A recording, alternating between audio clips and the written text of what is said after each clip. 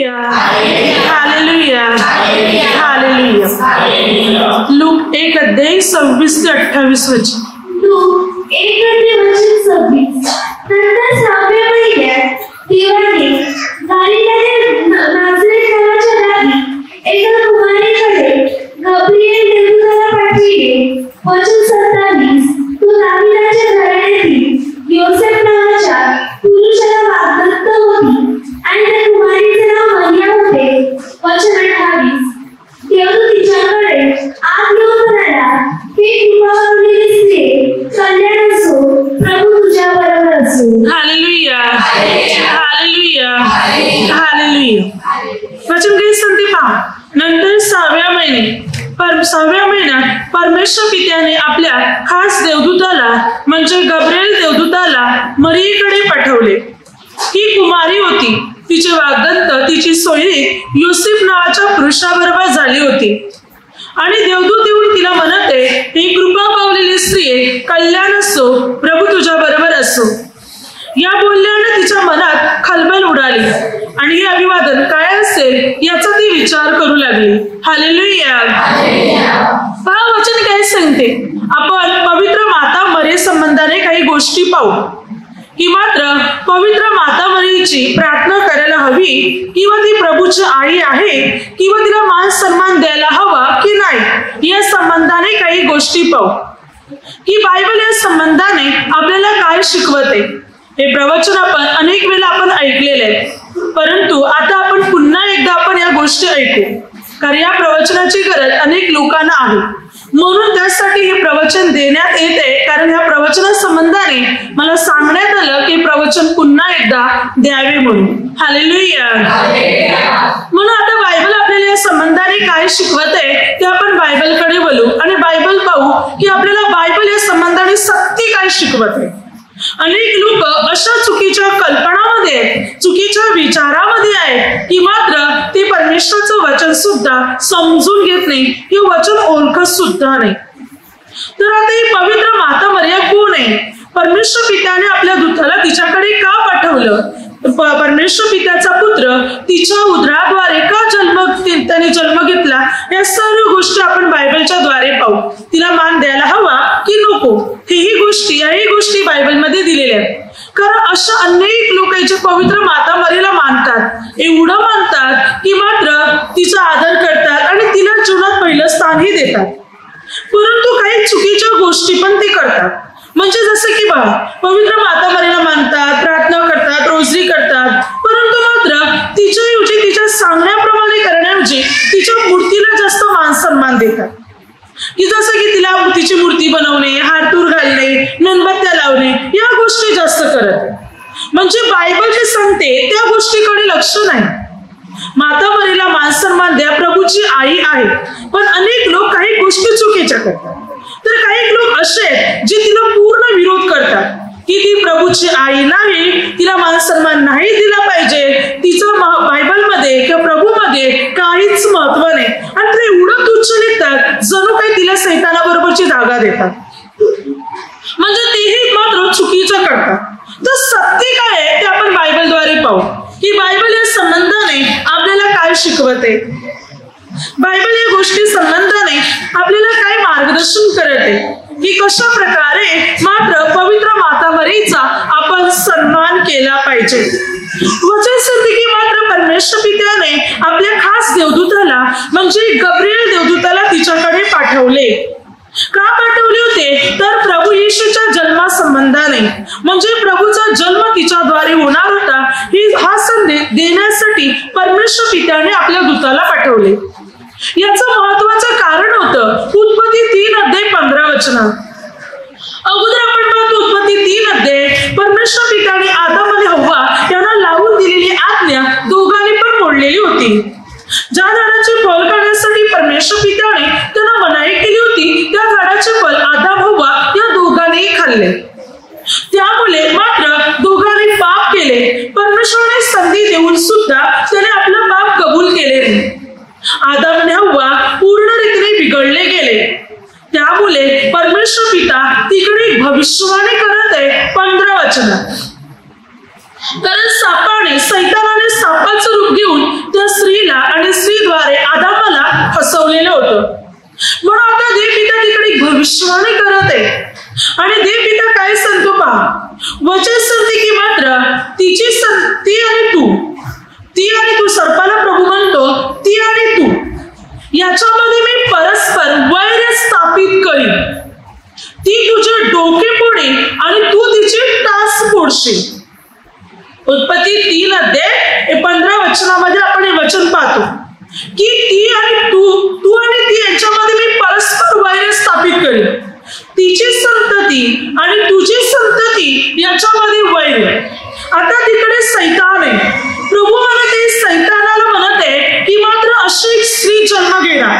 जिची संतती म्हणजे तिचा पुत्र, जो माझा पुत्र तिच्या उदराद्वारे जन्म घेणार, त्या माझ्या पुत्रामध्ये आणि तुझ्यामध्ये मी परस्पर वैर स्थापित करीन.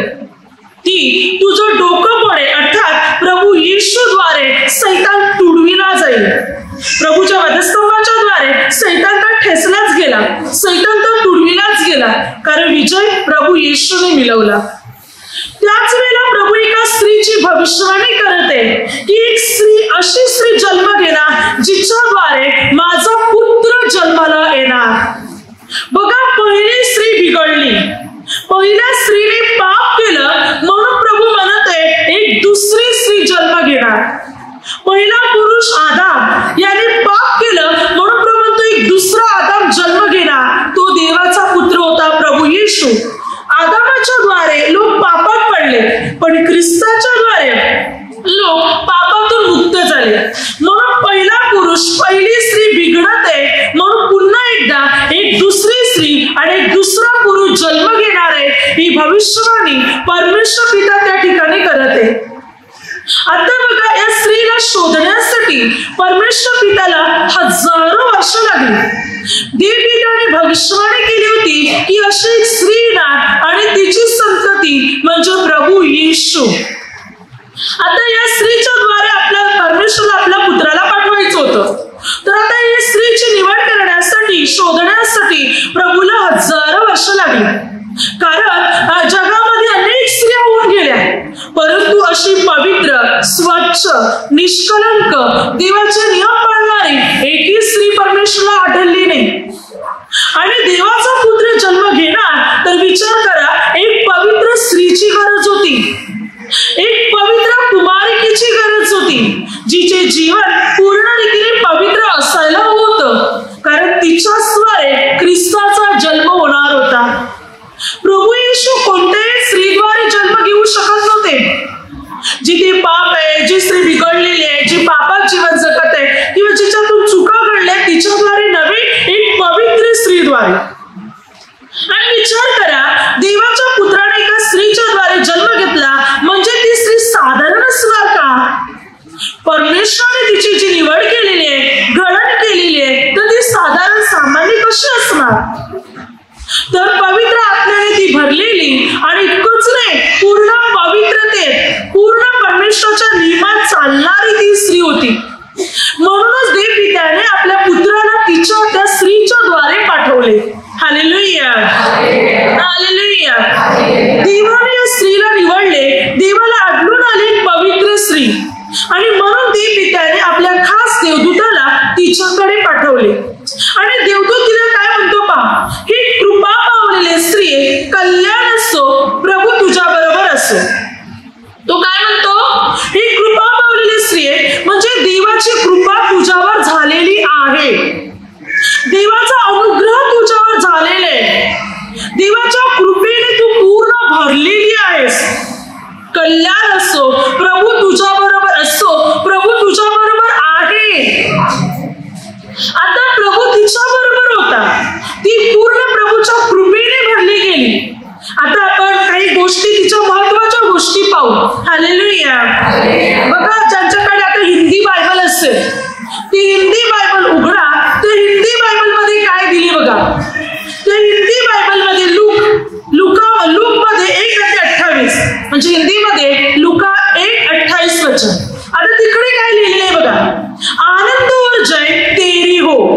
त्याच्यात काय वाक्य वापरलंय, आनंद और जय तेरी हो, म्हणजे आनंद आणि विजय तुझा असो. कोणाचा विजय असो?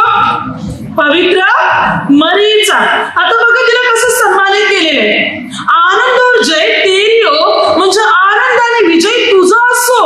आता तिला विजयात गणलं गेलेलं आहे, तिला विजय देण्यात आलेला आहे, आणि विजयात मात्र तिला गणलं गेलेलं आहे. आणि पुढे वचन काय सांगते बघा, तिकडे मात्र जे लूकचं पुस्तक आहे हिंदीमध्ये, लूक 1:28 वचन, तिकडे बघा एक फुल्ली आहे, स्टार सारखी, तिकडे एक फुल्ली आहे आणि त्याचं स्पष्टीकरण खाली दिले.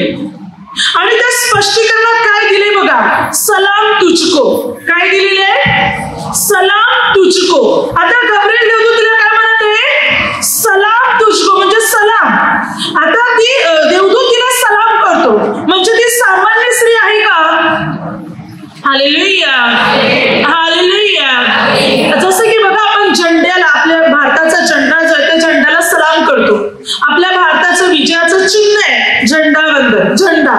आणि आपण त्याला सलाम करतो. आपल्या भारताचं महत्वाचं विजयाचं चिन्ह आहे. तसंच आहे की मात्र पवित्र माता मरीला हा गब्रिएल देवदूत काय करत आहे? सलाम करत आहे. तो म्हणत आहे सलाम तुझको, म्हणजे ती साधारण स्त्री मिळतच नाही, म्हणूनच त्याने तिला सलाम केलेला आहे. देवदूत, परमेश्वराचा खास दूत, परमेश्वर पुढे उभा राहणारा देवदूत तिला सलाम करतो. पुढे जे कॅथलिक हिंदी बायबल आहे त्याच्यामध्ये आपण पाहू लूक 1:28, म्हणजे लुका 1:28. त्या लूक मध्ये आपण पाहू तिकडे कॅथलिक हिंदी बायबल त्याच्यात काय उल्लेख केलाय पहा. त्याच्यात असं उल्लेख केलंय, देवदूत तिला म्हणतो प्रणाम मरिये. त्याने काय म्हटलेलं आहे? प्रणाम मरिये. प्रणाम या शब्दाचा अर्थ काय? तो नमस्कार, वंदन. प्रणाम या शब्दाचा अर्थ काय येत? नमस्कार आणि वंदन.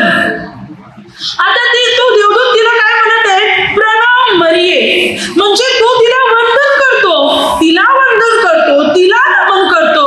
तर याचा अर्थ ती साधारण नाहीच, ती सामान्य मिळत नाही, म्हणून देवदूत तिला वंदन करतो, देवदूत तिला प्रणाम करतो, देवदूत तिला नमस्कार करतो आणि म्हणतो प्रणाम मरिये, म्हणजे परमेश्वराची कृपा तुझ्यावर झालेली आहे, देव तुझ्या बरोबर आहे. हालेलुया. तर या लूक 1:28 वचनात आपल्याला भरपूर काही स्पष्टीकरण मिळते, म्हणजे त्याच्यामध्ये भरपूर अर्थ आपल्याला सापडतो की देवदूत तिला सलाम करतो, देवदूत तिला प्रणाम करतो, म्हणजे याचा अर्थ ती साधारण सामान्य स्त्री मिळत नाही, तर मात्र ती श्रेष्ठ उत्तम स्त्री आहे, जिच्या उदराद्वारे देवाच्या पुत्राने जन्म घेतला. 9 महिने प्रभू येशू बाल रूपाने तिच्या उदरामध्ये राहिला. मग ती सामान्य आणि साधारण स्त्री कशी असणार? Hallelujah, hallelujah. तर ह्या गोष्टी बायबल आपल्याला शिकवते. आणि महत्वाची गोष्ट जसं आपण पाहिलं, देवदूत तिला काय म्हणतो? देवदूत तिला म्हणत आहे हे कृपा पावलेले स्त्रिये, कल्याण असो, प्रभू तुझ्या बरोबर असो. आता देवदूत म्हणत आहे कृपा पावलेले स्त्री, कल्याण असो, प्रभू तुझ्या बरोबर असो. जे वाक्य आपण सुरुवातीला म्हणतो, नमन ही कृपा पूर्ण मरे, प्रभू तुझ्या ठाई आहे, हेच वाक्य इकडे लूक मध्ये आहे, जे देवदूताने तिला बोललेलं आहे. आता हे वाक्य कोणाचं आहे? देवदूताचं आहे का? नाही, परमेश्वराचं. भले देवदूताने तिला प्रणाम म्हटलं, नमन हे देवदूताने केलं, पण जे वाक्य सांगितलं ते परमेश्वराचं वाक्य होतं. तर आपल्याला एखादी चिठ्ठी पाठवायची, आता जणू काय चिठ्ठ्याविषयी मात्र जास्त नाही, डायरेक्ट फोन केला, व्हिडिओ कॉल केला की बोलू शकतो, फोनवर बोलू शकतो, काही मेसेज केले पाठवू शकतो. पण पूर्वी तसं नव्हतं. चिठ्ठीद्वारे जर आपल्याला चिठ्ठी पाठवायची आहे, आपल्याला पाठवायचे आपल्या अमुक व्यक्तीला, किंवा आपल्या आईला पाठवायचे, आपल्या वडिलांना पाठवायचे, किंवा आपल्या घरातली व्यक्ती लांब आहे आणि त्या ठिकाणी आपल्याला चिठ्ठी पाठवायची, आणि आपण ती स्वतः चिठ्ठी लिहिलेली आहे. ती चिठ्ठी आपण स्वतः लिहिली, आपल्याला काय लिहायचं ते आपण लिहिलं, त्याच्यामध्ये वाक्य शब्द सर्व आपले आहेत. मग आपण ती चिठ्ठी काय करणार? आपण ते पत्र काय करणार? ते पत्र, ती चिठ्ठी आपण मात्र काय करणार? पाठवणार ना. पण ती कशी पोहोचणार? पोस्टमॅन जो आहे तो ती चिठ्ठी काय करणार? पोहोचवणार. मग तो चिठ्ठी पोहोचवणार कुठे? पोहोचवणार जिथे आपण पाठवले तिकडे. मग पोस्टमॅनच्या द्वारे ती चिठ्ठी जिथे पाठवली तिथे पोहोचणार. मग तो पोस्टमॅन ती चिठ्ठी त्या व्यक्तीला देणार, त्या घरी जाणार. तेव्हा ज्या व्यक्तीला आपण ती चिठ्ठी पाठवली ती व्यक्ती मात्र ती चिठ्ठी वाचणार. चिठ्ठी वाचत असताना त्या चिठ्ठीमध्ये जे लेख आहे, वाक्य, शब्द आहे, ते ज्या पोस्टमॅनने पोहोचवले त्याचे, की ज्याने पाठवले त्याचे, ज्याने पाठवले त्याच्यात. पोस्टमॅनचे आहेत का? पोस्टमॅनचे असते त्याला चिठ्ठी लिहायची काय गरज लागली असते? तो स्वतः बोलला असत समोर. तर ज्याने पाठवले त्याचे.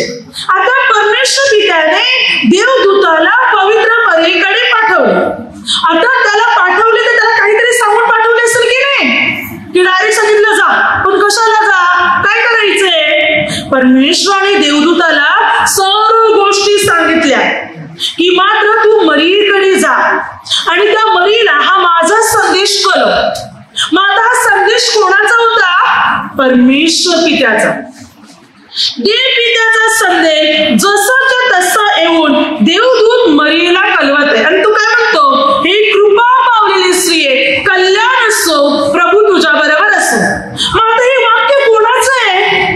देवदूताचं आहे की परमेश्वराचं? कोणाचं आहे? परमेश्वर पित्याचं आहे. मग आपण जेव्हा पहिलं वाक्य म्हणतो ना, नमनी कृपा पूर्ण मरे, प्रभू तुझ्या ठाई आहे. आता हे वाक्य कोणाचं आहे? देव पित्याचं. परमेश्वराने तिचा सन्मान केलेला आहे, परमेश्वराने तिचा आदर केलेला आहे. मग आपण पण तिचा अपमान करणार आहे? दुसरं वाक्य, हालेलुया.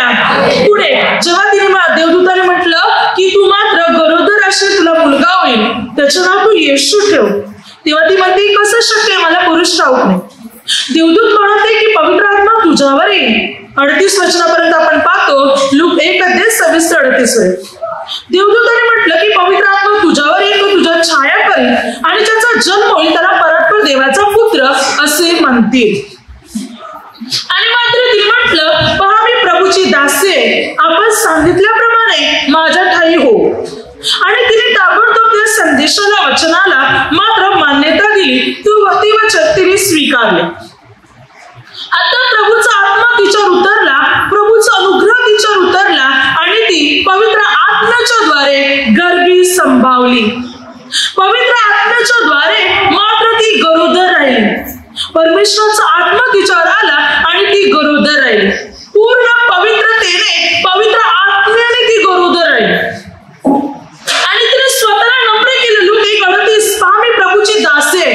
आई म्हणून निवडलं होतं प्रभूच्या, परमेश्वराच्या पुत्राची. परंतु तिने इतकं स्वतःला नम्र केलं, मी दासी. म्हणजे विचार करा, पवित्र माता मरीमध्ये किती चांगले गुण होते. कठोरपणा तिच्यामध्ये नव्हता, गर्विष्ठपणा तिच्यामध्ये नव्हताच. नम्र आणि लीट तिने स्वतःला दासी म्हणून घेतलं. पुढचं आपण वाक्य पाहू. लूक 1:मध्ये त्याच्यामध्ये 39 वचनापासून वचन काय सांगते पहा. तिथे वचन सांगते की ज्या वेळेला पवित्र माता मरिया आपली माऊस बहीण अलिशब्बा हिच्या घरी आली, त्यावेळी अलिशब्बेला मात्र 6वा महिना होता. अलिशब्बा गरोदर होती आणि तिला 6वा महिना लागलेला होता. तेव्हा आपली माऊस बहीण अलिशब्बा हिला मदत करण्यासाठी मरिया, पवित्र माता मरिया मदत करण्यासाठी तिच्याकडे गेली. आता महत्वाची गोष्ट, पवित्र माता मरिया गरोदर आहे. काय आहे? गरोदर. परमेश्वराचा अनुग्रह तिच्यावर झालेला आहे, ती गरोदर आहे. आणि गरोदर असतानाच आपल्या माऊस बहिणीला मदत करायला जाते. जिला 6वा महिना आहे तिला मदत करायला, ते पण डोंगराळ भागातून, डोंगराळ प्रदेशातून. उल्लेख काय करण्यात आलेला आहे? त्या दिवसात मरिया डोंगराळ प्रदेशामधील यहुदातील एका गावास घाईघाईने गेली. डोंगराळ प्रदेशामधील एका गावास घाईघाईने गेली ती. कुठे? अलिशब्बेकडे. आता तो प्रांत, प्रदेश डोंगराळ होता आणि पवित्र मरिया गरोदर आहे. आणि गरोदर असून सुद्धा डोंगराळ प्रदेश मात्र ती चढते. डोंगराळ प्रदेशाचा रस्ता ती चढते, म्हणजे डोंगराळ भागातून ती जाते. बघा, एखादी स्त्री गरोदर असेल, आपण जड वस्तू तिला उचलून देणार नाही, या गाडीचा जास्त प्रवास करू देणार नाही, आराम करायला लावणार ना. पण ही तर गरोदर असताना डोंगराळ प्रदेशातून जाते, कारण तिचं लक्ष परमेश्वराकडे होतं, माणसाच्या सांगण्याकडे नव्हतं. आणि या अवस्थेत मात्र ती डोंगराळ प्रदेशामधून जाते आपल्या माऊस बहिणीला मदत करायला. ज्या 3 महिन्यात तिने स्वतःला सांभाळायला पाहिजे, स्वतःची काळजी घ्यायला पाहिजे, त्या 3 महिन्यात ती अलिशब्बेची काळजी घेते. स्त्रीच्या गरोदरपणात 1 महिन्यापासून 3-4 महिन्यापर्यंत जास्त जपावं लागते, जास्त काळजी घ्यावी लागते. पण इकडे तर त्या वेळेत उलट ती आपल्या माऊस बहिणीला मदत करत होती, काम करत होती. कपडे धुणत असणार, भांडी घासत असणार, विहिरीतलं पाणी काढत असणार, झाडू मारत असणार, साफसफाई करत, सर्व केलं तिने. आपल्या माऊस बहिणीची सेवा केली. या परिस्थितीत, ज्या परिस्थितीत आपण ज्या स्त्रियांना सांभाळायला सांगतो किंवा मात्र त्यांना आराम करायला सांगतो, त्या परिस्थितीत पवित्र मरिया ही सर्व कामं करत आहे. हालेलुया. कारण तिचं लक्ष परमेश्वराकडे होतं, तिचा विश्वास होता परमेश्वर परमेश्वराचे नियम पाळण्यासाठी ती मागे हटली नाही. ती देवाचे नियम पाळत गेली, मदत करत गेली, चांगली कृत्य करतच गेली. आणि मात्र ती आपल्या माऊस बहिणीकडे जो सुरुवातीला जात आहे, दिवस सुरुवातीला ती गेल्यानंतर वचन सांगते की तिने आपल्या माऊस बहिणीला अभिवादन केले. हालेलुया. तिने आपल्या माऊस बहिणीला अभिवादन केले. अभिवादन म्हणजे काय? जसं की बघा, आपण एकमेकाला भेटले, एकमेकाचा चेहरा एकमेकाच्या तोंडातून एकमेकाच्या समोर आपल्याला दिसले, पडले, तर प्रथम आपण त्याला काय सांगतो? प्रेज द लॉर्ड ना. आपण परमेश्वराची स्तुती करतो, प्रेज द लॉर्ड म्हणून म्हणतो. आपण ज्या प्रकारे परमेश्वराची स्तुती करतो एकमेकाला भेटल्यावर, त्या प्रकारे अलिशबेने आपल्या पवित्र मरीने आपल्या बहिणी अलिशबेला भेटल्यावर अभिवादन केले. किंवा आपण आपल्या कोणा घरी गेले तरी आपण घरी गेल्यानंतर आपण त्याला प्रेज द लॉर्ड म्हणणार किंवा कसे काय विचारणार किंवा नमस्कार हा शब्द बोलणार. त्या तशाच प्रकारे पवित्र माता मरिया अलिशबेकडे गेल्यानंतर प्रथम ती अभिवादन करत आहे, शब्द बोलत आहे अभिवादनाचे. आणि जेव्हा भेटल्यावर ती पहिले शब्द तिच्या तोंडातून निघते. पवित्र माता मरियाच्या पहिले शब्द जेव्हा तिच्या तोंडातून बाहेर पडले तेव्हा हे शब्द वचन काय सांगते बघा, लूक 1 अध्याय त्याच्यामध्ये 40 वचनापासून 45 वचनापर्यंत जेव्हा हे शब्द अलिशबेच्या गर्भात असलेल्या बालाने ऐकले, योहानाने ऐकले, तेव्हा वचन सांगते की अलिशबा पवित्र आत्म्याने परिपूर्ण झाली आणि तिच्या बालाने उल्हासाने उडी मारली. बघा, एक बाळ 7 महिने झाल्यानंतर गर्भात जी स्त्री 7 महिन्याची गरोदर आहे, 7 महिने झाल्यानंतर ती बाळ पूर्ण रीतीने फिरणार गर्भात. कधी त्याचं डोकं हात पाय लागणार, एक गरोदर स्त्रीला त्याचा अनुभव येतो. ती बाळ गर्भात फिरत असताना. पण इथे 6वा महिना आहे आणि उल्लेख काय केले बघा, उल्लेख करण्यात आले बाळाने उडी मारली.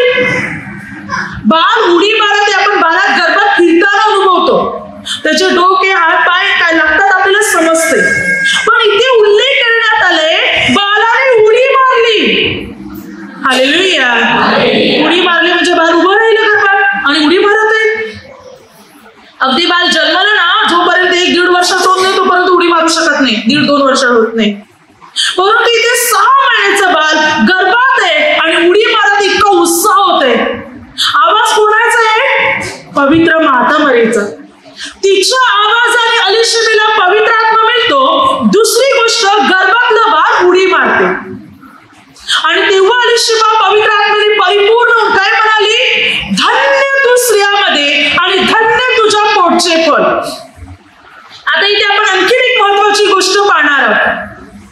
परमेश्वर पित्याचा दूत गब्रिएल पवित्र माता मरियाकडे आलेला होता आणि काय सांगितलं होतं की तू गरोदर असशील, पवित्र आत्मा तुझ्यावर येईल, तू गरोदर असशील आणि तुला मुलगा होईल, त्याचे नाव तू येशू ठेव, म्हणजे देवाचा पुत्र तुझ्या उदरात असणार. ही बातमी कोणाकोणाला माहिती होती? ही बातमी पवित्र माता मरियाला, ही बातमी देवदूताला, त्या गब्रिएल देवदूताला, परमेश्वर पित्याला आणि पवित्र आत्म्याला. या 4 व्यक्ती खेरीज ही बातमी कोणाला सुरुवातीला माहिती नव्हती. सुरुवातीला ही बातमी कोणालाच माहिती नव्हती. परमेश्वर पिता, पवित्र आत्मा, देवदूत आणि पवित्र माता मरिया. अलिशबेला कळली कशी? हालेलुया.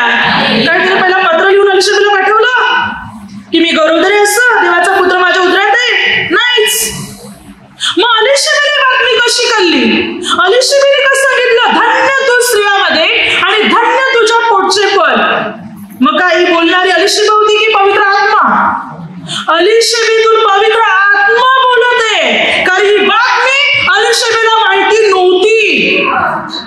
पवित्र माता मरियाच्या अभिवादनाच्या वाणीद्वारे, आवाजाच्या द्वारे अलिशबेला पवित्र आत्मा मिळाला आणि जेव्हा ती पवित्र आत्म्याने भरली, उंच स्वराने मोठ्याने ओरडली. हा बोलणारा पवित्र आत्मा होता. जे पुढचं वाक्य आपण म्हणतो ना, धन्य तू स्त्रियांमध्ये आणि धन्य तुझ्या पोटचे फळ येशू. नमाली कृपा पूर्णाचा आपण अर्धवाक्य अगोदर घेतलं की नाही, जो देव पित्याने शिकवलं होतं. देव पित्याने म्हटले, कृपा बोलणे स्त्री कल्याण असो, जसे की नमन ही कृपा पूर्ण मरे प्रभू तुझ्या ठाई आहे.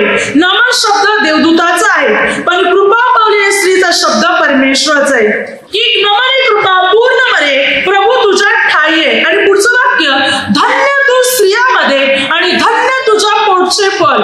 हे वाक्य कोणाचं आहे? पवित्र आत्म्याचं आहे. आता अलीशिबा म्हातारपणात गरोदर राहिली होती. म्हातारपणात आसपास 70 वयात ती म्हणजे पूर्ण वय निघून गेलं होतं तिचं.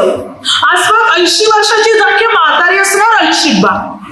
आणि या वयामध्ये ती गरोदर होती. काय अलीशिबा एवढ्या वयात असताना म्हातारी झाली होती, एवढ्या जोरात आवाज काढू शकेल का? म्हातारी बाई ती मोठ्याने उंच स्वर जोरात बोलली. बघा म्हातारी बाई एवढ्या जोरात कसा आवाज काढेल. आणि दुसरी गोष्ट, जी स्त्री गरोदर असते ती एकदम जोरात ओरडू शकत नाही, कारण ताप गर्भावर येतो, पोटावर येतो, बालावर येतो. पण अलीशिबा हे करत आहे कारण बोलणारी अलीशिबा नव्हती, बोलणारा पवित्र आत्मा होता. बोलणारा कोण होता? पवित्र आत्मा. हे वाक्य पवित्र आत्म्याचे, कारण ही बातमी कोणालाच माहिती नव्हती. अलीशिबेला माहिती नव्हती ही बातमी. तर पवित्र आत्मा अलीशिबेच्या मुखाद्वारे बोलत आहे आणि पवित्र आत्म्याच्या द्वारे नंतर अलीशिबेला ही गोष्ट कळली. कारण पवित्र आत्मा तिच्याद्वारे सुरुवातीला बोलतो की धन्य तू स्त्रियामध्ये आणि धन्य तुझ्या पोटचे फळ. आणि मग अलीशिबा म्हणते की तुझ्या विवदनाची वाणी ऐकल्याबरोबर माझ्या उदरातल्या बालकाने उल्हासाने उडी मारली. प्रभूच्या मातेने माझ्याकडे यावे हा मान मला कुठून? ती काय म्हणते? प्रभूची माता माझ्याकडे आली, हा मान मला कुठून? एवढा मोठा मान की प्रभूची आई माझ्याकडे आलेली, प्रभूची माता माझ्याकडे आलेली. अलीशिबेला ही गोष्ट अगोदर माहिती नव्हती. पवित्र आत्मा नंतर पवित्र आत्मा तिच्यातून बोलत आहे. पवित्र आत्म्याच्या द्वारे ही गोष्ट तिकडे प्रकट झालेली आहे. म्हणजे वाक्य पवित्र आत्म्याने शिकवलेले आहे. आणि अलीशिबा मोठी होती, माऊस बहीण होती, तिची मोठी होती वयाने, मरीपेक्षा भरपूर मोठी होती. आणि तरी ती मरीला इतका मान देऊन म्हणते की प्रभूची माता माझ्याकडे येते. कारण ती सामान्य स्त्री नव्हती, ती साधारण स्त्री नव्हती. देवाने आपल्या पुत्राची आई म्हणून तिला निवडले होते. म्हणून अलीशिबा सुद्धा तिचा सन्मान करत आहे. पवित्र आत्माही तिचा सन्मान करत आहे. पवित्र आत्मा सुद्धा तिला सन्मान देत आहे, धन्य म्हणत आहे. इथे पवित्र मरीने स्वतःला धन्य म्हटले की इतरांना धन्य म्हटले हे महत्वाचं नाही, पवित्र आत्मा तिला धन्य म्हणतो हे महत्वाचं आहे. म्हणून वचन सांगते धन्य तू स्त्रियामध्ये आणि धन्य तुझ्या पोटचे फळ. Hallelujah, hallelujah. आता बघा महत्वाची गोष्ट, काही म्हणतात की तिने स्वतःला धन्य म्हटले. लूक 1:48 वचन सांगते की पवित्र माता मरीने काय म्हटलं? आतापासून सर्व पिढ्या मला धन्य म्हणतील. म्हणजे इतर लोक काय म्हणतात? तिने स्वतःला धन्य म्हटले, पण आपण पाहिलं पवित्र आत्म्याने तिला धन्य म्हटलं. तरी महत्वाची गोष्ट, लूक 11:मध्ये 27 ते 28 वचनात वचन काय सांगते? ज्या प्रभू तिथे कार्य करत होते तेव्हा एका स्त्रीने ओरडून काय म्हटलं? जो उदराने तुझा भार वाहिला, जी स्तने तू सोकिली जिची, ती स्त्री धन्य. त्या प्रभू येशूने म्हटलं त्यापेक्षा देवाचे वचन ऐकणारे आणि पाळणारे ते धन्य. मग आता इकडे आपल्याला अर्थ काय लावता येईल? काही प्रभूने आपल्या आईचा अपमान केलाय की त्याच्यापेक्षा दुसरे लोक धन्य? प्रभूला काय सांगायचंय बघा. जेव्हा त्या स्त्रीने म्हटलं जिने तुझा भार वाहिला आणि जी स्तने तू चोकिली ती स्त्री धन्य, त्या प्रभू म्हणतो त्यापेक्षा वचन ऐकणारे आणि पाळणारे धन्य. काय पवित्र माता मला वचन ऐकणारी आणि पाळणारी नव्हती का? होती. तिने वचन ऐकले, तिने वचन पाळले, म्हणून ख्रिस्ताला तिने जन्म दिला. प्रभूला हे सांगायचं आहे की फक्त तिने माझा भार वाहिला म्हणूनच ती धन्य नाही, तर तिने वचन पण ऐकले, वचन पाळले पण, म्हणून ती अधिक धन्य आहे. वचन ऐकलं तिने, देवदूताने परमेश्वराचं जे वचन तिला दिलं तिने स्वीकारलं, तो संदेश तिने स्वीकारला, तो संदेश तिने ग्रहण केला आणि ते वचन तिने पाळले सुद्धा, म्हणून ती अधिक प्रमाणात धन्य बनले गेली. अधिक प्रमाणात तिला सन्मान मिळाला. कारण का? तिने वचन ऐकले आणि पाळले, हे प्रभूला सांगायचं होतं. पण अनेक लोक त्याचा चुकीचा अर्थ काढतात. Hallelujah, hallelujah. पुढे जसं की बघा पवित्र माता मरीला अनेक लोक स्त्री म्हणत आहेत की मात्र ती पापी स्त्री आहे, कोण सांगतो सैतान आहे. की तिला आई म्हणू नये, तिला सन्मान देऊ नये असं म्हणतात. तर आता महत्वाचं वचन आपण पाहू. कोरिंथीकरांच्या दुसऱ्या पत्रामध्ये 6 अध्याय 14 ते 15 वचनात वचन काय सांगते पहा. नीती आणि स्वराचार याची भागी कशी होणार? उजड आणि अंधकार याचा मिलाप कसा होणार? ख्रिस्ताशी बलियानाशी एकवाक्यता कशी होणार? विश्वास ठेवणारा आणि विश्वास न ठेवणारा हे वाटेकरी कसे होणार? इथे एक वाक्य दिलेले आहे. नीती आणि स्वराचार, अंधार आणि प्रकार, ख्रिस्त आणि बलियान हे एक होऊ शकत नाही. नीती म्हणजे पवित्रता, स्वराचार म्हणजे पाप. पवित्रता आणि पाप एक होऊ शकत नाही. आता पवित्र मर्यादा पवित्र आहे म्हणूनच ख्रिस्ताचा जन्म तिच्याद्वारे झाला. जर ती पापी असती, जर ती वाईट असती, तर पवित्र ख्रिस्ताचा जन्म तिच्याद्वारे कसा झाला असता? ख्रिस्ताशी बलियानाशी एक वाक्यता होऊ शकत नाही. बलियान म्हणजे सैतान. ख्रिस्त आणि सैतान एक होऊ शकत नाही. जर तिला तुम्ही सैतान म्हणता, तर ख्रिस्ताने तिच्या उदराद्वारे जन्म कसा घेतला असता? मुलीच घेतला नसता. देव आणि सैतान एक होऊ शकत नाही. बायबल सांगते, यावर आपल्याला हे कळते की ती पूर्ण पवित्र आहे. ती पूर्ण परमेश्वराच्या नियमात आहे, परमेश्वराच्या वचनात आहे. देवाच्या आज्ञेप्रमाणे चालणारी ती स्त्री आहे. आणि म्हणूनच मात्र तिच्या उदराद्वारे ख्रिस्ताचा जन्म झाला. तिच्या उदराद्वारे प्रभू येशू ख्रिस्ताचा जन्म झाला. ती पवित्र स्त्री आहे. तिचा आदर सन्मान केलाच पाहिजे. आता आपण सांगणार हालेलुया. योहान 2 अध्यायामध्ये आपण जाऊ 1 ते 11 की प्रभूने तिला आई का म्हटलं, बाई का म्हटलं, आई का म्हटलं नाही ना? जर मात्र तिचा प्रभूने तिचा सन्मान केलेला आहे, आई आहे, मग आई का म्हटलं नाही, बाई का म्हटलं? हा शब्द आपल्या जीवनात जणू काही आरपार झाला की असं का म्हटलेलं आहे. तर ते पण आपण बायबलद्वारे पाहू. Hallelujah hallelujah. वचन काय सांगते पहा. जेव्हा काना येथे लग्न होते आणि लग्नामध्ये द्राक्षरस संपलेला होता आणि त्या ठिकाणी आई येऊन आपल्या पुत्राला म्हणते की द्राक्षरस संपलेलं आहे. तर प्रभू काय म्हणतो, बाई याच्याशी तुझा माझा काय संबंध? म्हणजे लग्न कार्याशी तुझं आणि माझं काही नातं नाही. याच्याशी शब्द अनेक बायबलमध्ये आपल्याला याच्याशी शब्द आढळत नाही. त्यामुळे लोकांनी त्याचा चुकीचा अर्थ काढलाय. म्हणजे प्रभूला हे सांगायचंय, बाई तुझं आणि माझं काही नातं नाही. अनेक लोक हा अर्थ काढतात की बाई तुझं आणि माझं नातं नाही. जर प्रभू येशूचं त्या बाई बरोबर नातं नव्हतं, म्हणजे पवित्र माता बरोबर, तर प्रभूचा जन्म तिच्याद्वारे कसा झाला असता? आणि म्हणून लोक म्हणतात तिला बाई म्हटलेलं आहे. नाही, प्रभू तिचा अपमान करतो असं मुलीच नाही, तिचा अनादर करतो असं पण नाही, तर आदर करतो. प्रभूने तिला म्हटलं बाई याच्याशी. बाई म्हटलं याचा अर्थ असं होत नाही की तिचं प्रभू बरोबर काही नातं नाही किंवा ती प्रभूची आई नाही. अगदी स्पष्टीकरण जर आपल्याला हवं असेल तर बघा बायबल काय सांगते त्या संबंधाने की आईचा अर्थ काय आहे. जसं की आपण अगोदर म्हटलं की गब्रिएल देवदूताने पण तिला प्रणाम केलेला आहे, नमन केलेलं आहे ना, तिला आदर दिलेला आहे. तर वचन सांगते आपण पाहू तिला आई कशा प्रकारे म्हटलेलं आहे. मत्ते 2:11 वचन सांगते, तो बालक आपली आई मरिया हिच्या जवळ होता.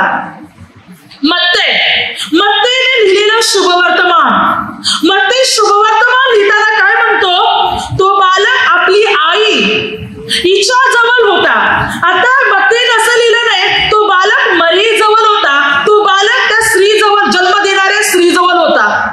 नाही, तो बालक आपली आई हिच्या जवळ होता. आई म्हणजे मत्ते सुद्धा त्या बाईला म्हणजे पवित्र माता मरीला प्रभू येशूची आई म्हणतो. मत्ते पुढे वचन सांगते मत्ते 2:13-20 देवदूत म्हणतो बालक आणि त्याची आई. योसेफला म्हणतो बालक व त्याची आई यांना घेऊन मिस्र देशात जा. आणि मग मिस्रातून पुन्हा ते नाझरेत गावी येताना पुन्हा देवदूत तेच म्हणतो की बालक आणि त्याच्या आईला घेऊन ये, कारण आता हेरोद मेलेला आहे. आता देवदूत पण सांगतो बालक व त्याची आई. देवदूताने पण म्हटलं प्रभू येशूची आई.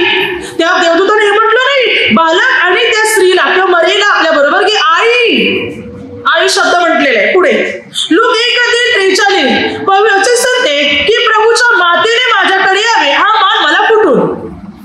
तेव्हा अलिशबा स्वतः बोलत नव्हती,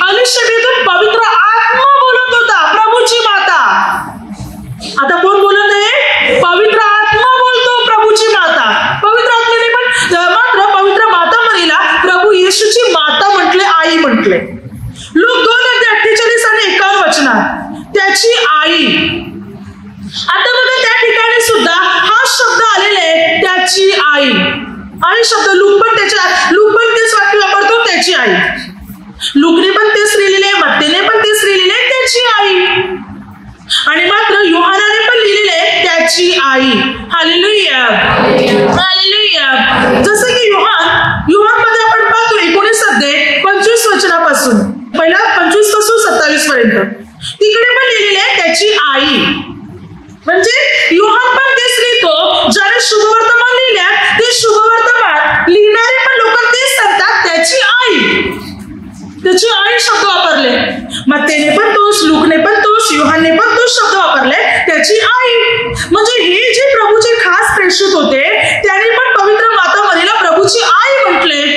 मग आपण का आई म्हणू शकत नाही? Hallelujah, hallelujah.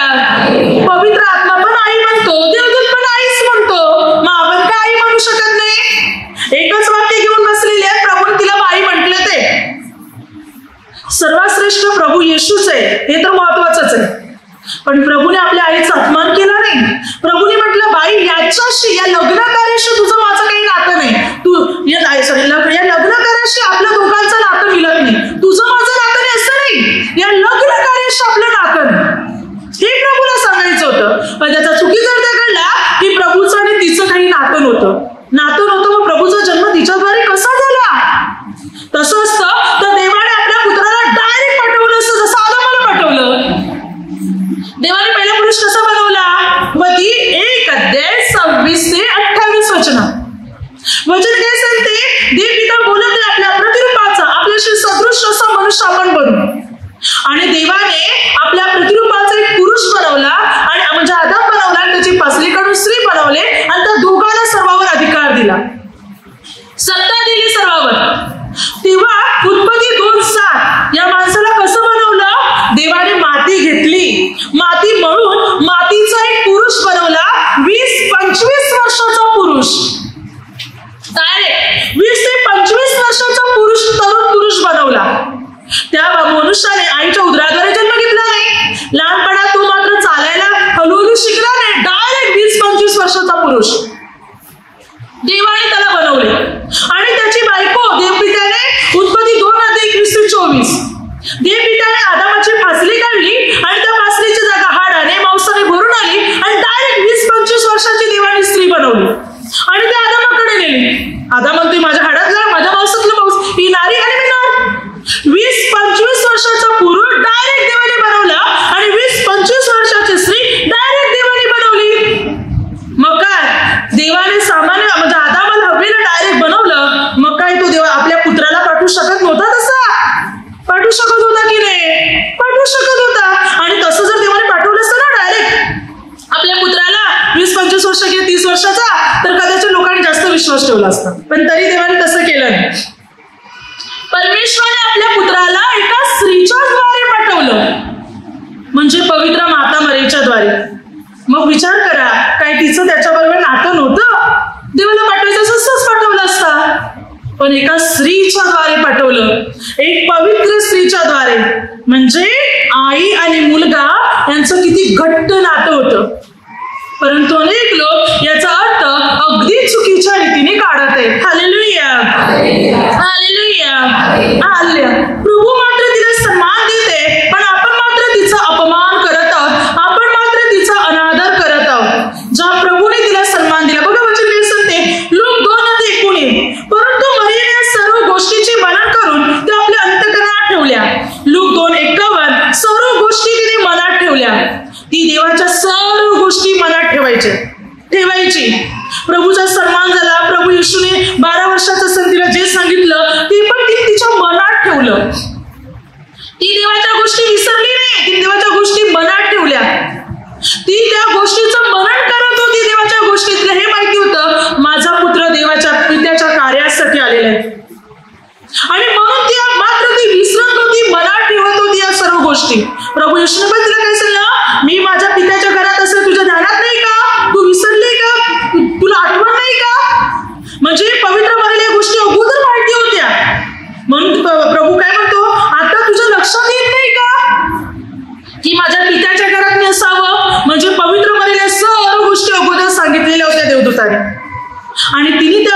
मनात ठेवल्या की हा माझा पुत्र पित्याच्या कार्यासाठी आलेला आहे. तिने त्या गोष्टी आपल्या मनामध्ये ठेवल्या, कारण ती परमेश्वर पित्याचे नियम पाळणारी स्त्री होती. परमेश्वर पित्याची आज्ञा पाळणारी ती स्त्री होती आणि म्हणून ती परमेश्वराच्या गोष्टी आपल्या मनामध्ये ठेवत होती. ती पवित्र आहे, ती निष्कलंक आहे, ती निर्दोष आहे, ती प्रभू येशूची आई आहे. तरी पण आपण काही गोष्टी पाहू. वचन काय सांगते पहा, मत्ती 13:55 ते 56 वचन. तिकडे मात्र वचन सांगते की प्रभू जेव्हा स्वतःच्या गावी आले तेव्हा तिकडे असलेले लोक काय म्हणू लागले, हा सुताराचा मुलगा ना, याच्या आईला मरिया म्हणतात ना, याचे भाऊ याकोब, योसे, सिमोन आणि यहुदा हे याचे भाऊ ना, याच्या बहिणी आपल्या बरोबर आहेत ना. आणि मार्क 3:31 ते 35. जेव्हा मात्र प्रभूची आई आणि मात्र प्रभूचे भाऊ प्रभूला भेटण्यासाठी आले तेव्हा प्रभूला काय म्हटलं की तुमची आई आणि तुमचे भाऊ तुम्हाला भेटायला आलेले आहेत. तेव्हा प्रभूने म्हटलं, कोण माझी आई, कोण माझे भाऊ? हे वचन ऐकणारे तेच, जे वचन ऐकतात ते माझे भाऊ आहे, वचन ऐकतात तर माझी आई आणि बहीण आहे. प्रभूला या ठिकाणी आपल्या आईचा अपमान केला असं नाही, तर प्रभूने त्याही वेळेला ही गोष्ट स्पष्ट केली की ती माझी आई आहे, कारण तिने वचन पाळलेलं आहे. जसे वचन ऐकणारे माझे नातेवाईक आहे तशी ती सुद्धा आहे, कारण तिने वचन पाळलेलं होतं. वचन पाळलं म्हणून ख्रिस्ताचा जन्म तिच्याद्वारे झाला. तिने त्यावेळेला वचनाला संदेशाला नाकार दिला असता तर देवाने दुसरी योजना म्हणून आपल्या पुत्राला पाठवलं असतं. पण तिने वचन स्वीकारलं, त्या वचनाला मान्यता दिली, समाजाचा इज्जतीचा विचार न करता की मात्र मी लग्नाच्या अगोदर गरोदर राहिली, समाज लोक मला काय म्हणतील, माझ्या इज्जतीचं काय होईल, ज्याच्याबरोबर माझी सोयरीक जमली तो तर माझ्याशी लग्न करणार आणि मला सोडून देईल. आणि मी लग्नाच्या अगोदर गरोदर दिसून येईल तर लोक मला दगडमार करून मारून टाकतील, या बाळाला जन्म देण्याच्या अगोदरच मात्र मी मरण पावेन. हा पण तिने विचार केला नाही. त्यावेळी कडक नियम होते, तिने कसलाच विचार केला नाही. समाज काय म्हणेल, लोक काय म्हणेल, ज्याच्याबरोबर माझं नातं जमलेलं आहे तो काय बोलेल, तो मला सोडेल, कसलाच विचार केला नाही. तिने एकच ठाम निर्णय बनवला, परमेश्वराने जे मला सांगितले ते मी माझ्या शरीराद्वारे पूर्ण करीन, मग काय व्हायचं ते होऊ दे. ती वचन पाळायला पूर्ण रीतीने तयार राहिली, पूर्ण रीतीने मजबूत राहिली. ठामपणे ती आपल्या निर्णयात मजबूत राहिली, ढळली नाही ती. मग विचार करा, तिने वचन किती चांगल्या प्रकारात ते पाळले होते, किती मजबूत रीतीने तिने परमेश्वराच्या वचनाचं पालन केले होते. आणि म्हणून प्रभू म्हणतो, वचन ऐकणारे माझ्या आई भाऊ बहीण आहे, कारण तिने वचन ऐकले होते आणि वचन पाळले सुद्धा होते, म्हणून ती प्रभूची आई आहे. बघा, जसं की पवित्र मरीला भरपूर मुलं होती सांगतात ना.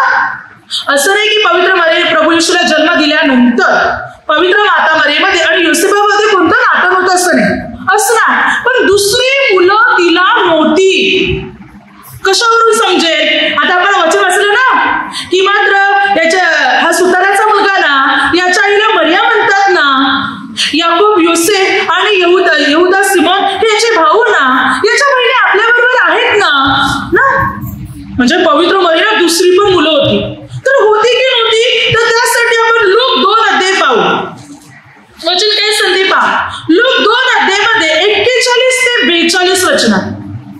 त्याच्या आई बाप दरवर्षी वलांडण सणास यरुशलेमेत जात असत आणि तो 12 वर्षाचा झाला तेव्हा ते त्या सणातील रिवाजाप्रमाणे तेथे गेले. वचन काय सांगते, आता मात्र पवित्र माता मरिया आणि योसेफ हे दोघे प्रभू येशू जेव्हा 12 वर्षाचा होता तेव्हा मात्र यरुशलेमेमध्ये सणासाठी ते गेले. जसे दरवर्ष जायचे तसे सणासाठी ते गेले. प्रभू येशूला जोडीला घेऊन, म्हणजे 12 वर्षाच्या प्रभूला घेऊन ते आपल्या जोडीला गेले. आता विचार करा, पवित्र मरीला दुसरी मुलं होती, तर दुसरी मुलं असताना प्रभू येशू पहिला की नाही, पहिला नंबर प्रभू होता. तर दुसरी मुलं, आता प्रभू येशू 12 वर्षाचा आहे, तर दुसऱ्या मुलामध्ये 2-2 वर्षाचा तरी गॅप असणार की नाही. एखादा 10 वर्षाचा, दुसरा 8, तिसरा 6, मग 4, 2 जन्मलेला बाबू पण असेल. कारण केवढ्या मुलांचे नाव दिले बघा, 4 मुलगे आणि दुसऱ्या बहिणी पण 7, 8, 9 असतील कदाचित. तर विचार करा, अशी कोणती आई आहे की मोठ्या मुलाला जोडीला घेऊन जाते लांबच्या प्रवासाला अनेक दिवसासाठी आणि जन्मलेल्या बाळाला घरी ठेवून जाते. खरे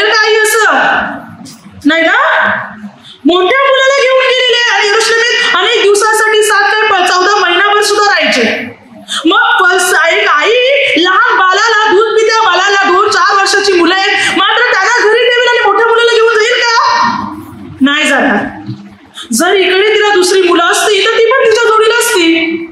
पहिल्या लहान मुलांना जोडीला नेलं असतं, मोठ्याला कशाला नेलं असतं? हालेलुया. आणखी स्पष्टीकरण योहान 19 अध्यायामध्ये आता आपण जाऊ.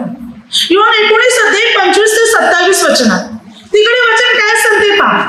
वचन सांगते की मात्र प्रभू येशूच्या वधस्तंभाजवळ प्रभूची आई, त्याची मावशी, कोल्पाची पत्नी मरिया आणि मरिया मगदलीनी उभ्या होत्या.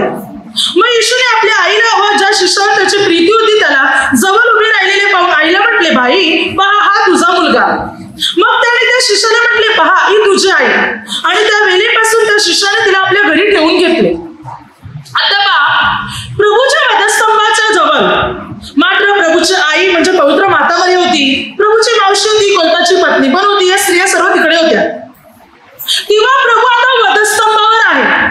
आता प्रभू प्राण सोडणार आहे, वधस्तंभावर आहे, पण प्रभूला आपल्या आईची चिंता आहे. मी आता माझ्या पित्याकडे चाललेले आहे. योसेफाचा उल्लेख बायबलमध्ये त्यानंतर नाही. प्रभू योसेफाचा उल्लेख त्यानंतर केलेला नाही. प्रभू येशू 12 वर्षाचे असताना योसेफ तोपर्यंत प्रभू बरोबर होते हा उल्लेख आहे. पण नंतर योसेफ प्रभू बरोबर होता असा उल्लेख नाही मिळेल. तर पवित्र मरिया आहे याचा उल्लेख आहे. योहान 2 अध्यायामध्ये पाहतो प्रभूच्या कार्याबरोबर पवित्र माता मरिया प्रभू बरोबर होती. जसं की बघा योहान 2 अध्यायामध्ये पाहतो की प्रभूच्या कार्याच्या जोडीला ती होती. योहान 2 अध्यायामध्ये 12 वचनात.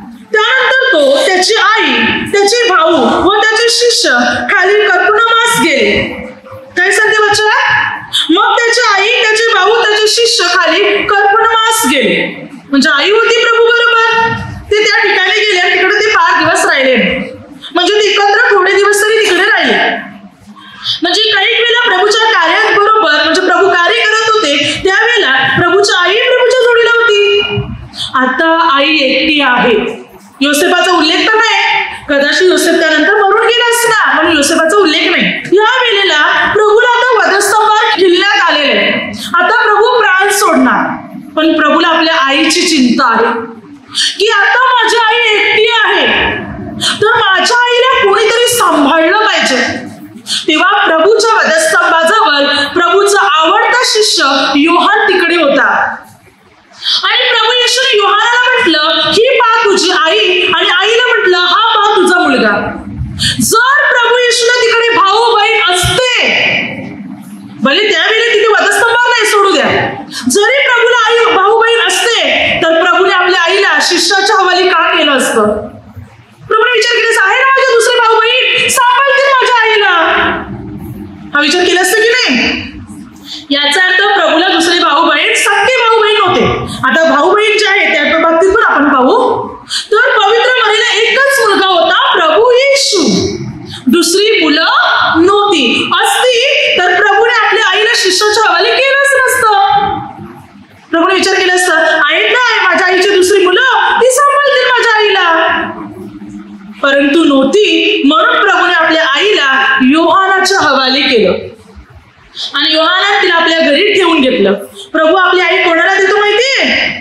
जे प्रभूचे नियम पाळतात, आज्ञा पाळतात, प्रभूवर प्रेम करतात, अशा लोकांना प्रभू आपली आई देतो. म्हणजे पवित्र माता मरियेला आई म्हणून कोण स्वीकारणार? जे प्रभूचे नियम पाळतात, प्रभूच्या आज्ञा पाळतात, प्रभू येशूवर प्रेम करतात, तेच लोक पवित्र माता मरियेला आई म्हणून स्वीकारणार, बाकीचे नाही. Hallelujah, hallelujah. आल्या पुढे वचन काय सांगते बघा. सर्वात महत्वाची गोष्ट आता त्या ठिकाणी 30 वचनापर्यंत पाहू. योहान 19 अध्याय आपण 25-27 पाहिलं ना, तिकडे 30 पर्यंत. जेव्हा प्रभू येशूने आपल्या आईला शिष्याच्या स्वाधीन केलं, जेव्हा प्रभूने आपल्या आईला शिष्याच्या स्वाधीन केलं, तेव्हा 28 वचनात प्रभू म्हणत आहे की आता सर्व पूर्ण झालं आहे. बघा महत्वाचं वचन आहे. जोपर्यंत प्रभू आपल्या आईची जबाबदारी कोणावर देत नव्हते तोपर्यंत काहीच पूर्ण झालं नव्हतं. प्रभूला चिंता खात होती, माझ्या आईला कोणीतरी सांभाळणारी चांगला व्यक्ती पाहिजे. जसं मी माझ्या आईला सांभाळलं, माझ्या आईची काळजी घेतली, तसंच कोणीतरी पाहिजे जो माझ्या आईला व्यवस्थित सांभाळेल. वधस्तंभावर असताना सुद्धा प्रभूच्या डोक्यात एक विचार होता, माझ्या आईला सांभाळायचंय. हालेलुया. आणि जेव्हा प्रभूने आपल्या आईची जबाबदारी योहानाला दिली तेव्हा 28 वचन, यानंतर सर्व पूर्ण झाले असं प्रभूने म्हटलं. हालेलुया. काय सांगते वचन? यानंतर 28 वचन. यानंतर जेव्हा प्रभूने आपली आई 26-27 वचनात आईने योहानाकडे दिलं आणि योहानाने तिला आपली आई स्वीकारलं. 28 वचन, यानंतर प्रभू म्हणत आता सर्व पूर्ण झालं. म्हणजे आईची जबाबदारी कोणीतरी घ्यावे हे सुद्धा प्रभूचे कर्तव्य होतं. आणि जोपर्यंत ते कर्तव्य पूर्ण होत नाही तोपर्यंत काहीच गोष्टी पूर्ण होऊ शकत नव्हत्या. जेव्हा आईची जबाबदारी दिली त्या प्रभूला हलकं वाटलं आणि तेव्हा प्रभूने म्हटलं आता सर्व पूर्ण झाले. तसंच तर आईची काळजी का घेतली असती? वधस्तंभावर वेदना पीडा सहन करत असताना सुद्धा हातापायाला खिळे, डोक्यावर काटेरी मुकुट, अंगावर चाकाचे पटके, तोंडावर चपडाका, चेहरा रक्ताने माखलेला होता, मातीने धुलीने विद्रूप झाला होता, शरीराच्या भागातून रक्त वाहत होते, रक्ताच्या धारा वाहत होत्या, वेदनेने प्रभू तडफडत होते, झोपेने जड झाले होते डोळे, डोळ्यातून अश्रू वाहत होते, पाण्याविना सुकलेली होती होठ, तरी कुठेतरी काळजी होती आईची. आणि जोपर्यंत आईची जबाबदारी कोणाकडे देत नाही तोपर्यंत काहीच पूर्ण होणार नाही हे प्रभूला माहिती होतं. विचार करा प्रभूचं किती प्रेम होतं आईवर, किती प्रेम आहे आईवर. म्हणूनच प्रभू आईची चिंता वाहत होते आणि म्हणूनच सर्व त्यानंतरच पूर्ण झालं. आईची जबाबदारी दिली तेव्हा पूर्ण झालं. हालेलुया. मग आता आपण कसं सांगू शकतो की आईचं आणि प्रभूचं नातं होतं म्हणूनच एवढी काळजी होती वधस्तंभावर असताना प्रभूला. हालेलुया. हालेलुया.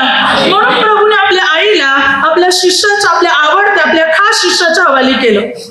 आणि ती फक्त योहानाचीच नाही, साऱ्या मानव जातीची ती आई बनली गेली, साऱ्या मानव जातीची ती माता बनली गेली. म्हणून पवित्र माता मरीला मान द्या, सन्मान द्या.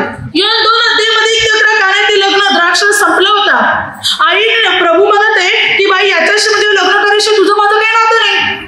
पण तरी आई तिथे असलेल्या चाकरांना म्हणते, हा तू मग जे सांगेल ते कर. आणि तिकडे आई निघून गेली. पण आईने सांगितलं होतं, विनंती केली होती आपल्या पुत्राकडे.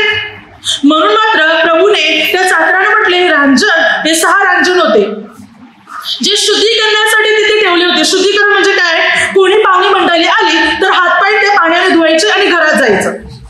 म्हणून ते रांजण त्या ठिकाणी ठेवण्यात आले होते. आणि मात्र प्रभूने म्हटले, 6वे रांजण पाण्याने भरा. त्याने ते 6वे रांजण पाण्याने भरले आणि प्रभूने म्हटलं, आता न्या भोजन करण्याकडे, आता तुम्ही न्या. तेव्हा मात्र भोजन करणाऱ्याने जेव्हा ते पाणी म्हणजे तो द्राक्षरस चाकला तेव्हा त्याची चव अगोदर वाढण्यात आलेल्या द्राक्षरसापेक्षा उत्तम होती. परंतु मात्र हा द्राक्षरस कसा आला, कुठून आला, कसा बनला हे पाणी काढणाऱ्या चाकरांना माहिती होते, बाकी कोणालाच नाही. द्राक्षरस बनलेलं पाणी काय होतं? ते पाणी. त्याला चव द्राक्षरसची, पण होतं काय? पाणी. नशा नव्हती त्याच्यात. प्रभूने तिकडे चमत्कार करून त्या लग्न कार्याची इज्जत वाचवली आणि ती इज्जत वाचवली आपल्या आईच्या विनंतीने.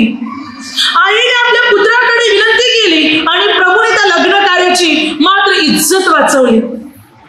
पवित्र माता मर्या एक साधारण स्त्री नाही, आई आहे, माता आहे. आपल्यासाठी प्रभूकडे विनंती करत आहे. हा, देव आणि मानवामध्ये एकच मध्यस्थ आहे आणि तो आहे प्रभू येशू. पण आई आपल्यासाठी प्रभू येशूकडे विनंती करते, प्रभू येशूकडे. आणि प्रभू पित्याकडे आपल्यासाठी विनंती करतो. पिता आणि मानवामध्ये मध्यस्थ कोण आहे? प्रभू येशू आणि पवित्र आत्मा.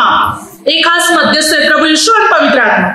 पण आई सुद्धा आपल्यासाठी विनंती करते प्रभू येशूकडे, आपल्यासाठी मध्यस्थी करते आणि प्रभू तिची विनंती ऐकतो. आता महत्वाची गोष्ट बघा, या आईचा हेतू काय आहे? ही आई काय सांगते, माझा पुत्र तुम्हाला जे सांगेल ते तुम्ही करा. म्हणजे प्रभू येशू जे सांगेल ते तुम्ही करा. तिचं लक्ष कुठे आहे? प्रभू येशूवर. आपण काय करतो? पवित्र माता मरीच्या मूर्त्या बनवतो, तिला हारतूड घालतो किंवा तिच्या पुढे मेणबत्त्या पेटवतो. हे तिला आवडत नाही, हा तिचा सन्मान नाही. ती काय म्हणते माहितीये का? माझा पुत्र तुम्हाला जे सांगेल ते तुम्ही करा, माझ्या पुत्राचं तुम्ही ऐका. हे तिचं सांगणं आहे, हे तिचं म्हणणं आहे की माझ्या पुत्राचं तुम्ही ऐका, म्हणजे प्रभू येशूचं तुम्ही ऐका. हे मला आवडतं. नाहीतर आपल्या घरी आपल्या पवित्र माता मरीच्या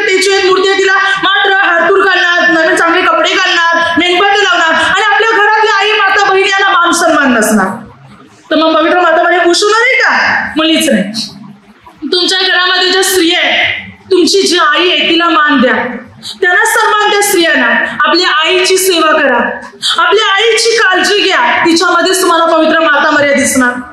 आपल्या आईवर प्रेम करा. तिचं वय झाले, म्हातारी झाले, आजारी पडले, मग तिचा तिरस्कार करू नका. तिच्यामध्ये तुम्ही पवित्र माता मर्याला पहा, तिच्यामध्ये तुम्हाला ती दिसणार.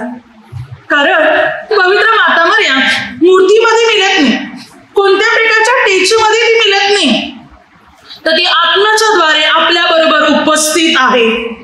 आपल्या बरोबर मात्र ती आहे आणि ती आपल्याला हेच सांगते, माझ्या पुत्राचं तुम्ही ऐका, माझा पुत्र तुम्हाला जे काही सांगेल ते मात्र तुम्ही करा. आज हेच पवित्र माता मर्या आपल्याला सांगत आहे. हालेलुया. आता रोजरीचा हेतू पाहू, वेळ झालाय भरपूर. रोजरीच्या बाबतीत नीतिसूत्रे 3:3, दया व सत्य तुला न सोडो, त्यांची मान तू आपल्या गळ्यामध्ये वागीव. दया व सत्य तुला न सोडो. दया कोण आहे? अनुवाद 4:31, परमेश्वर, दयालू परमेश्वर, जो दया आहे, दया करणारा परमेश्वर. आणि मात्र दया परमेश्वर आहे आणि सत्य सुद्धा परमेश्वर पिता, प्रभू येशू आणि पवित्र आत्मा आहे. सत्य पण कोण आहे? परमेश्वर पिता. वचन काय सांगते पहा, यशाया पुस्तकामध्ये 65:16, देव सत्य देव आहे, देव सत्य देव आहे. योहान 14:6 प्रभू येशू म्हणतो, मार्ग, सत्य व जीवन मीच आहे. आता प्रभू येशू सुद्धा सत्य आहे. योहानाचे पहिले पत्र 5:7, पवित्र आत्मा ही सत्य आहे. दया परमेश्वर आहे, सत्य पिता, पुत्र आणि पवित्र आत्मा तिघे सत्य आहे. आणि वचन सांगते, दया व सत्य तुला न सोडो, त्याची मान तू आपल्या गळ्यामध्ये वागीव. आता रोजरी काय आहे? पिता, पुत्र, पवित्र आत्म्याच्या द्वारे. कसं पहा, अगोदर तुम्हाला म्हटलं ना, नमन कृपा पूर्ण अरे प्रभू तुझ्या ठाई आहे. हे वाक्य कोणी शिकवलं? देव पित्याने. धन्य तू स्त्रियामध्ये आणि धन्य तुझ्या पोटचे फळ. हे वाक्य कोणी शिकवलं? पवित्र आत्म्याने. आणि मत्ती 6 मध्ये 9 ते 13 वचनापर्यंत आमच्या स्वर्गीय बापा ही प्रार्थना ही कोणी शिकवली? प्रभू येशूने. मग इकडे पिता, पुत्र, पवित्र आत्मा तिघा मिळून तयार केलेली कोणती प्रार्थना आहे? रोजरी प्रार्थना आहे. हालेलुया. म्हणजे रोजरी प्रार्थना पिता, पुत्र, पवित्र आत्मा तिघा मिळून शिकवलेली रोजरी प्रार्थना आहे. मग आपण रोजरी करू शकतो, प्रार्थना करू शकतो, पवित्र माता मर्याचा आदर करू शकतो, सन्मान करू शकतो. तिची पूजा करू नका. ती देव किंवा देवी मिळत नाही, तिचा आदर करा. ती देव नाही, देव एकच आहे, परमेश्वर पिता, प्रभू येशू, पवित्र आत्मा तिघा मिळून एक परमेश्वर. पवित्र माता मर्या माता आहे, आई आहे, तिचा आदर करा, तिचा सन्मान करा, तिची पूजा करू नका, तिची आराधना करू नका. तर मात्र तिला मान द्या, तिला सन्मान द्या. ती आपल्यासाठी विनंती करते, आपल्याला प्रेमही करत आहे, तिचा आदर करा, पण तिचा अपमान करू नका. हालेलुया. हालेलुया. आता माझ्या शब्दाद्वारे जे काही चुकलं असेल त्याबद्दल मला क्षमा असावी. हालेलुया. हालेलुया. हालेलुया.